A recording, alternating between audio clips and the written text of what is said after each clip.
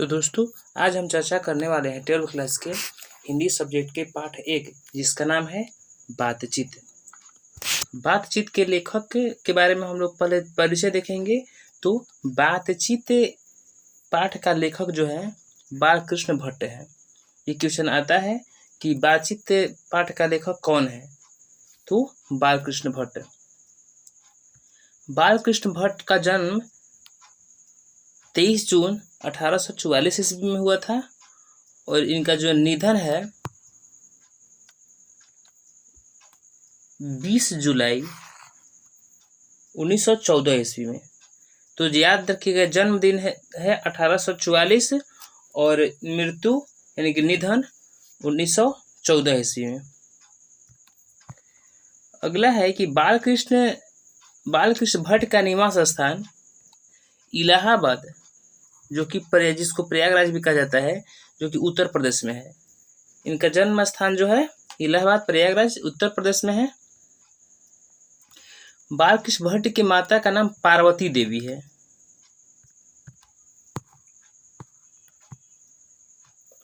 और इनके पिता का नाम बेनी प्रसाद भट्ट है। बालकृष्ण भट्ट के पिता का नाम बेनी प्रसाद भट्ट है, जो कि एक व्यापारी थे। ये भी क्वेश्चन आ सकता है कि बालकृष्ण भट्ट के पिता क्या थे, तो व्यापारी। अब इनकी हम रचनाओं के बारे में चर्चा करते हैं कि इनकी कौन कौन सी रचना है। तो ये उपन्यास कुछ लिखे हैं, जिसमें रहस्य कथा, नूतन ब्रह्मचारी, 100 आजान एक सुजान, गुप्तवैरी, रसातल यात्रा, उचित दक्षिणा, हमारी घड़ी, सद्भावना का अभाव, ये सब जो है इनकी उपन्यास है। ये जो नाटक भी जो लिखे हैं, अब इनके नाटक के बारे में थोड़ा सा चर्चा कर लेते हैं। इनके जो नाटक में प्रमुख है पद्मावती, किराता तुर्जनीय, वेणी संहार, शिशुपाल वध, नल दमयंती या दमयंती स्वयंवर, शिक्षादान, चंद्रसेन, सीता वनवास, पतित पंचम, मेघनाथ वध, कट्टर सुम की एक नकल, वहनला, इंग्लैंडेश्वरी और भारत जननी, भारतवर्ष और कपकली, दो दूरदेशी, एक रोगी और एक वैद्य, रेल का टिकट खेल और बाल विवाह, ये रहे इनका नाटक। इनके प्रहसन के बारे में हम थोड़ा सा चर्चा कर लेते हैं। तो इनका प्रहसन है जैसा काम वैसा परिणाम, नई रोशनी का विष, आचार्य विडंबना इत्यादि इनकी प्रहसन है। कह रहा है कि लगभग 1000 निबंध इन्होंने लिखे हैं, जिसमें 100 से ऊपर बहुत महत्वपूर्ण है। तो बालकृष्ण भट्ट महोदय ने 1000 से अधिक निबंध लिखे हैं, जिसमें से 100 जो निबंध है बहुत ही महत्वपूर्ण है, लगभग भी माना गया है। भट्ट निबंधमाला नाम से 2 खंडों में एक संग्रह प्रकाशित इन्होंने किए हैं। अब इनके बारे में थोड़ा सा चर्चा करते हैं। तो कह रहे कि बालकृष्ण भट्ट आधुनिक काल के भारतेंदु युग, तो देखिएगा यहाँ से एक आधुनिक काल भी दे दिया है और भारतेंदु युग भी कह दिया है। प्रमुख साहित्यकार में से एक है। यह तेजस्वी लेखन के द्वारा साहित्य सेवा करते रहने ये करते रहे। अब हम बातचीत के सारांश के बारे में थोड़ा सा चर्चा करते हैं कि बातचीत का सारांश क्या है। तो जैसा कि आप लोगों को पता है कि हम ऑब्जेक्टिव और सब्जेक्टिव दोनों क्वेश्चन को रखे हैं। तो बातचीत के सारांश के बारे में हम थोड़ा सा क्या इस पाठ में पढ़ना है हम लोगों को, इस पर थोड़ा सा चर्चा कर देते हैं। कह रहे कि बातचीत शीर्षक निबंध आधुनिक काल के प्रसिद्ध निबंधकार बालकृष्ण भट्ट द्वारा लिखा गया है। प्रश्न ये भी आ सकता है कि बालकृष्ण भट्ट के सारांश को लिखें, तो ये आप लिख दीजिएगा। इसमें वाक शक्ति को लेखक ने ईश्वर का वरदान बताया है।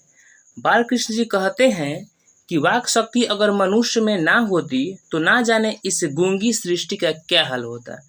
वे कहते हैं कि बातचीत में वक्ता को स्पीच की तरह नाच खराज जाहिर करने का मौका नहीं दिया जाता।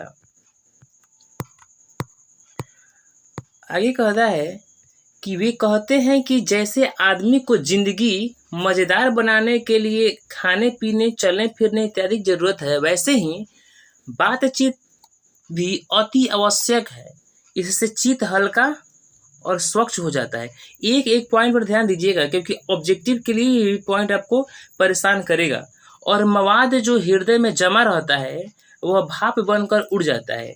वेन जॉनसन कहते हैं कि बोलने से ही मनुष्य के रूप का साक्षात्कार होता है। लेखक ने बातचीत के प्रकार को भी बताया है। एडिसन मानते हैं कि असल बातचीत दो व्यक्तियों में हो सकती है, अर्थात जब दो लोग होते हैं तभी,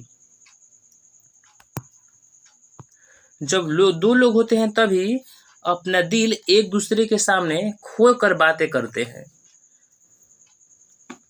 लेखक के अनुसार तीन लोगों के बीच की बातचीत केवल फॉर्मेलिटी होती है। इन सभी बातों पर ध्यान दीजिएगा।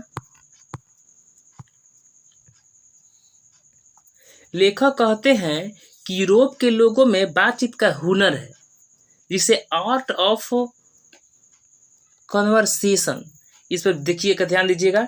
आर्ट ऑफ कन्वर्सेशन कहते हैं इनके प्रसंग को सुन के कान को अत्यंत सुख मिलता है। इसे सहृदय गोष्ठी भी कहते हैं।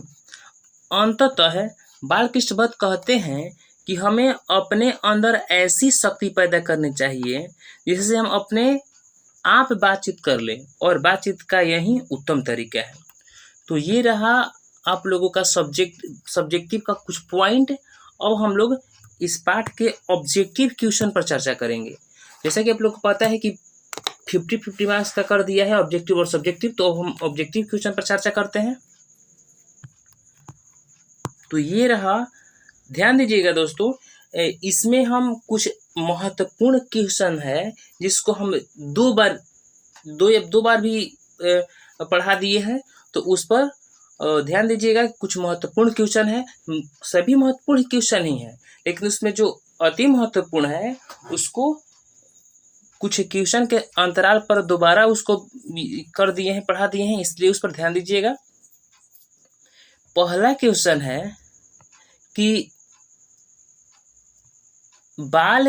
बातचीत शीर्षक निबंधकार कौन है।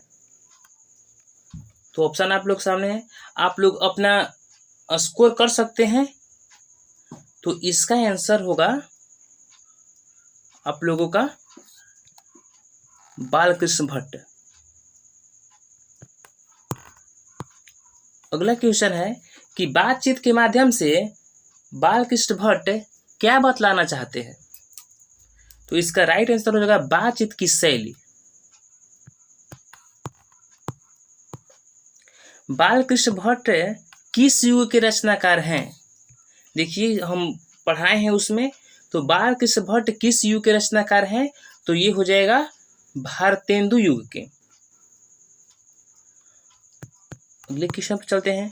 बालकृष्ण भट्ट ने किस पत्रिका का संपादन किया था। तो इसका राइट आंसर हो जाएगा प्रदीप। ये क्वेश्चन बहुत इंपॉर्टेंट है, इसलिए इसको बार बार पढ़ाया जाएगा। 100 अजान एक सुजान उपन्यास के लेखक हैं। तो इसका राइट आंसर हो जाएगा Balkrishna Bhatt. Art of conversation कहाँ के लोगों में सर्वाधिक प्रचलित है। तो इसका राइट आंसर हो जाएगा यूरोप के लोगों में। निम्नलिखित में से बालकृष्ण भट्ट का निवास स्थान कौन सा है। तो ये रहा 4 ऑप्शन। इलाहाबाद उत्तर प्रदेश, लखनऊ उत्तर प्रदेश, मथुरा उत्तर प्रदेश, वाराणसी उत्तर प्रदेश। तो इसका राइट आंसर हो जाएगा इलाहाबाद उत्तर प्रदेश। निम्नलिखित में से कौन सी रचना बालकृष्ण भट्ट द्वारा रचित नहीं है। तो इसका राइट आंसर हो जाएगा मेघदूतम।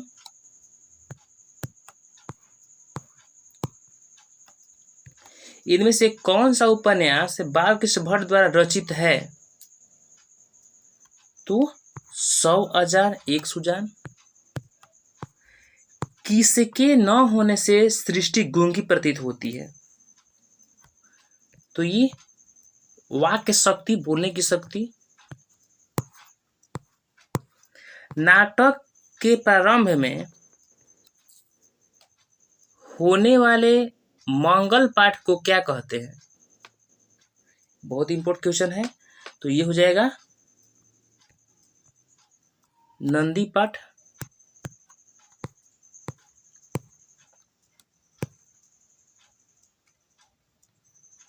अगला क्वेश्चन है कि बातचीत से मन किस प्रकार का हो जाता है? तो बातचीत से मन हल्का और स्वच्छ हो जाता है। रॉबिन्सन क्रूसो को कब तक मनुष्य का सुख देखने को न मिला? तो इसका राइट आंसर हो जाएगा 16 वर्षों तक। उससे बोलने से मनुष्य के रूप का साक्षात्कार होता है, यह किसने कहा था? तो इसका राइट आंसर हो जाएगा बेन जॉनसन। अगला क्वेश्चन है कि बालकृष्ण भट्ट किस काल के रचनाकार हैं? तो ये हो जाएगा आधुनिक काल के। बालकृष्ण भट्ट की रचना बातचीत क्या है? तो ये ललित निबंध है। निबंध कहेगा तो वो भी सही हो जाएगा, यदि ललित निबंध लगा देगा तो ये ललित निबंध वाला सही हो जाएगा। बालकृष्ण भट्ट का जन्म कब हुआ था? तो इसका राइट आंसर हो जाएगा 23 जून 1844 ईस्वी में। बालकृष्ण भट्ट का निधन कब हुआ था? तो 20 जुलाई 1914 ईस्वी में। बालकृष्ण भट्ट ने मोटा मोटी कुल कितने निबंध लिखे? तो ये हो जाएगा 1000। बालकृष्ण के प्रहसन का नाम बताएं। तो 100 काम, जैसा काम वैसा परिणाम, नई रोशनी का विषय और आचार विडंबना, ये तीनों है। तो इसका राइट आंसर हो जाएगा ये तीनों, बी। कौन सा उपन्यास बालकृष्ण भट्ट ने नहीं लिखा था? इसमें देखिएगा यहाँ पर 2 ऑप्शन यहाँ है और 2 ऑप्शन यहाँ है। तो इसका राइट आंसर हो जाएगा आप लोगों को अजातशत्रु। खाली जगह को भरे। अनेक प्रकार की शक्तियां जो वरदान की भांति ईश्वर ने मनुष्य को दी है, उनमें से एक है, और यहाँ अंत में खाली स्थान है। सॉरी, यहाँ पर दी है, यहाँ पर उनमें से एक है, तो यहाँ खाली स्थान है। इस खाली स्थान के बदले में हम लोगों को क्या भरना है? तो 22 का राइट आंसर हो जाएगा आप लोग को वाक शक्ति। एडिशन का मत क्या है? तो असल बातचीत 2 व्यक्तियों में हो सकती है। बातचीत शीर्षक किस विद्या की रचना है? तो इसका राइट आंसर हो जाएगा निबंध। अभी बोले थे कि ललित निबंध रहेगा तो ललित निबंध करना है, निबंध रहेगा तो निबंध। बातचीत निबंध के अनुसार जो कुछ मवाद या धुआं जमा रहता है वह भाप बनकर निकल जाता है, कैसे? तो ये हो जाएगा बातचीत के जरिए। ये इंपॉर्टेंट क्वेश्चन है। बालकृष्ण भट्ट प्रारंभ में किस विषय का अध्ययन किए? तो ये हो जाएगा प्रारंभ में संस्कृत का अध्ययन किए थे। बालकृष्ण भट्ट की रचना निम्न में से कौन है? तो ये बातचीत।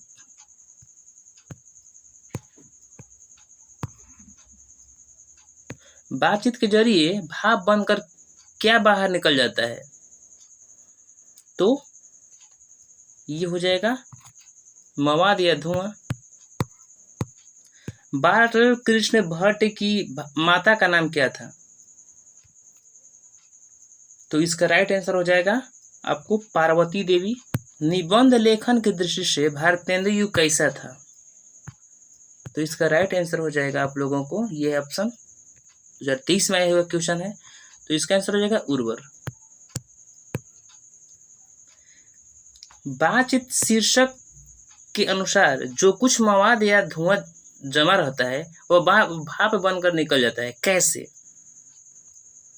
तो बातचीत के जरिए।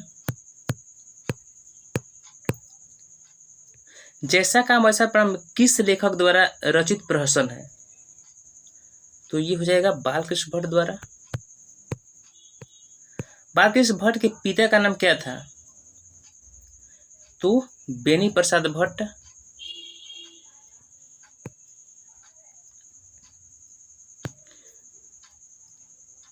दमयंती स्वयंवर किस लेखक की रचना है? तो इसका राइट आंसर हो जाएगा बालकृष्ण भट्ट।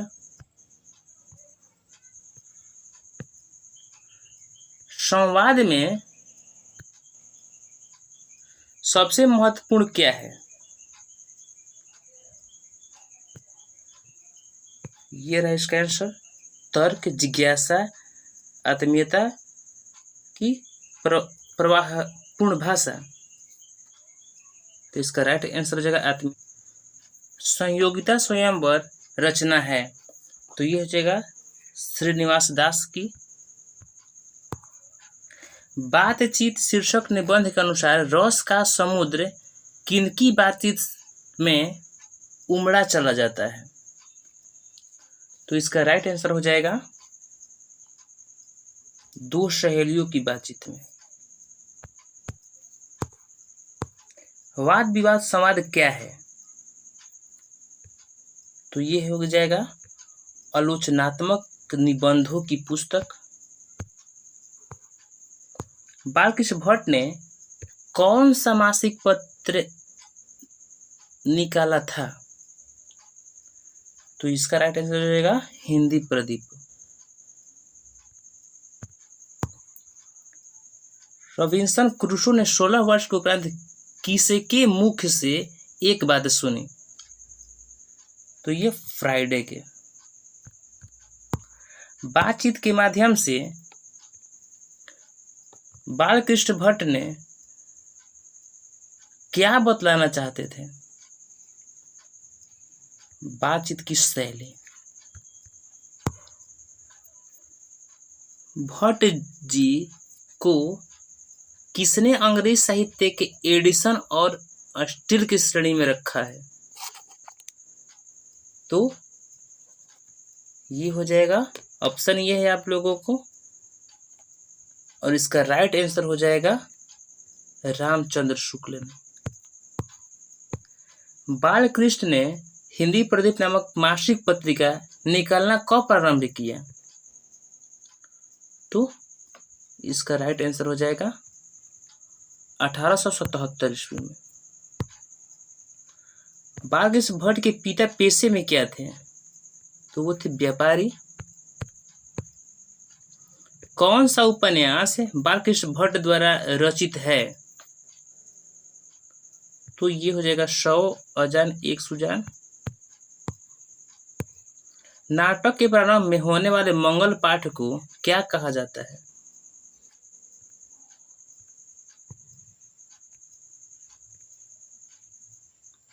ये हो जाएगा नांदी पाठ। रॉबिन्सन क्रूसो को कब तक मनुष्य का मुख देखने को नहीं मिला? तो 16 वर्षों तक। बोलने से ही मनुष्य के रूप का साक्षात्कार होता है, यह किसने कहा? तो इसका राइट आंसर हो जाएगा बेन जॉनसन।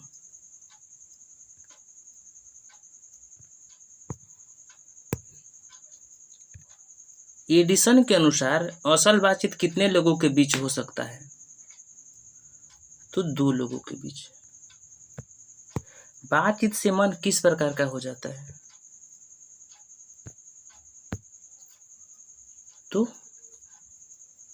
हल्का और स्वच्छ।